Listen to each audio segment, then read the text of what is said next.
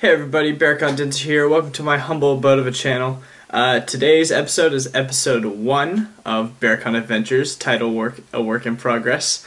But no, I'm excited to get these videos up and going again. I think they're going to be more fun now, so that's going to be good. But today we are talking about the Harry Potter studio tour in London, the making of Harry Potter. Super excited to talk about it. I went the beginning of July, and it was breathtaking. It's one of those things where I think every Harry Potter fan, or even if you seen the movies a couple times, would appreciate. But if you're a diehard fan, it's definitely something that should be on your bucket list, because it was, I don't know, there's something about walking into the parking lot, seeing the sign and everything, and just knowing that your childhood was made in that building. So that was pretty cool. But I'm going to talk about it, so yeah, let's get to it.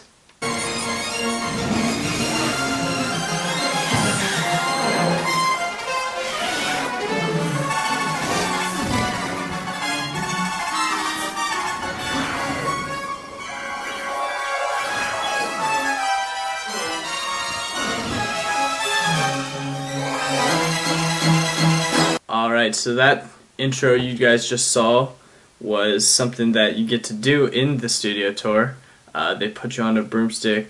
Well, first of all, they dress you up in the robes, and you can take fun pictures with your family or just yourself with wands and stuff, such as this one. But that's something they do, and then they put you on a broomstick, and it's kind of like the broomstick that they use in the movies. Or at least the machine is like what they used in the movies, and you're in surrounded by green screens and all that, and then they make you do all the hand motions and all that. So it was pretty fun. May not have been worth the wait, but it was that was a pretty cool thing that we got to do. The whole building itself is pretty incredible. You start off. The very first thing from the movie you guys see when you walk into the building is actually from Fantastic Beasts and Where to Find Them. It's just costume pieces and stuff right before you actually enter the studio, which is pretty cool. I'm a little bummed because they started filming Fantastic Beasts and Where to Find Them 2 the day after I went. So that would have been cool if I got to be there when they started filming, but it's all good. But no, so the first thing you see besides the costumes are the staircase in the Dursleys' house, and then you get to see the bedroom cupboard. You get to see all that, which is pretty cool. There's some nice quotes from J.K. Rowling all around, or Rowling. I'm terrible with names, so I promise I'm a diehard fan, but names and such I will butcher. But it's fine. It's whatever. But no, so you get to see all that. Then you get to see there's these massive posters of headshots that they take before the movies, which was pretty cool to see also. But when you walk in the first room and you see everything all around you, it's pretty mind-blowing. I mean, they have this huge reveal too to the Great Hall doors. It's just, when you walk in, your mind doesn't completely grasp that you're in the studio where they made the films, and so you're just kind of walking around oh, this is really cool, someone made this because of the movies, and then you're oh wait, no, this is the movies, it's the real thing. So that's something that you kind of get used to when you're there. However, I will say, Universal Studios in Florida and LA do a really good job of bringing these sets to life. There's some parts where I was thinking, wow, they did almost as good as Universal did, which was wrong because Universal is copying them. And so it's just, so if you've been to Universal Studios before, you may be oh well, this is nothing new, but it is pretty spectacular still. So this tour itself took about 4.5 hours to kind of walk through and see everything and kind of grasp everything that's thrown at you.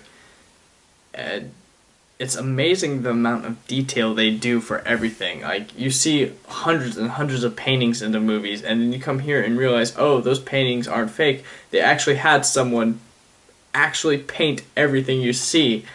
One of my favorite parts of this tour is actually there's this room that's made like Ollivanders, and at the end of this video I am going to show clips from the tour. I'm not going to show everything though, just because, like I said, it's a 4.5 hour long tour, and the clips I do show are going to be sped up a little bit. But one of the rooms I'm not going to show in this video is this Ollivander room, and there's literally thousands of wand boxes everywhere, and they all have a name attached to it. And then you look closely, and it's someone's name. They're real people, and it's everyone who's ever worked on a Potter film, and just all over the room, and it's incredible. So that was definitely a favorite. Another favorite, which is in the video clips I have, is the Hogwarts Castle. I don't know why, going into this, I've seen pictures of the Hogwarts Castle that they used to film, and I guess the pictures I saw made it look like the small model that's on like a table. So I was expecting to see something that, like, maybe a little bit taller than me, nothing too like fancy. And then you walk into this room, and you're just like, you're blown away, because this model isn't. It's pretty much, if you've been to Universal Studios and you've seen Hogwarts there, it's pretty close to that, except bigger. There's more to it because it's everything you've seen in the movies, and it's crazy to see. I actually burst into tears when I saw it for the first time, because it's like, oh, this is a place that I've always wanted to see all of my life, and it's there.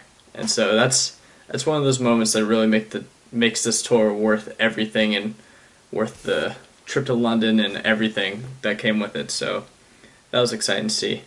Another really cool thing was Diagon Alley. Walking through Diagon Alley was pretty neat. However, I liked Universal's Diagon Alley better.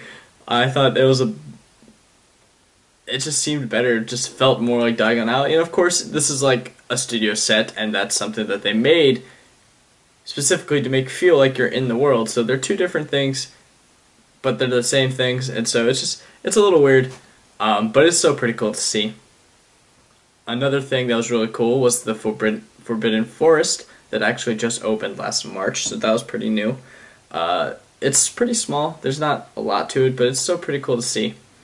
A notable thing you see in there is Buckbeak, which is always a pleasure to see Buckbeak. I mean, you can't like Harry Potter and not like Buckbeak, so that was pretty cool. Also, just, I don't know, seeing all the little costume pieces everywhere was pretty cool. There's, on the Hogwarts Express that they have this, they show you the seats that the kids sat on when they were filming Sorcerer's Stone, and then they have the costumes that Daniel Radcliffe and Rupert Grint wore when they were 11, 12 years old, and they're so small. It's honestly the cutest thing in the world, but it's just one of those things that's pretty cool. So yeah, if you're a Harry Potter fan, you want to go to London, this is definitely a must. Honestly, I'd go to London just for this tour, but it's definitely a must.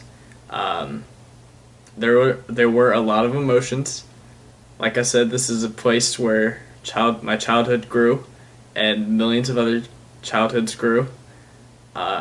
So it can be pretty emotional. There's some people there who were definitely a lot more emotional than I was. I mean, I was just more of like amazed, and then there's like these people next to you who are like bawling their eyes out every room, everything they see, and it's just, I don't know, it's an incredible place, an incredible experience. So definitely check it out. Here's a fair warning: I am about to show clips from the tour. If you don't want to see any of that because you want to be surprised to when you go eventually in person, I totally understand. That's what I did. I didn't look up anything, and it was amazing that way. But if you do want to kind of see everything, you're not going to see everything because I didn't put everything in this video, but you are going to see some of it, a lot of it. So stick around for that, and thank you guys so much for watching. Again, my name is Berkan Dincer.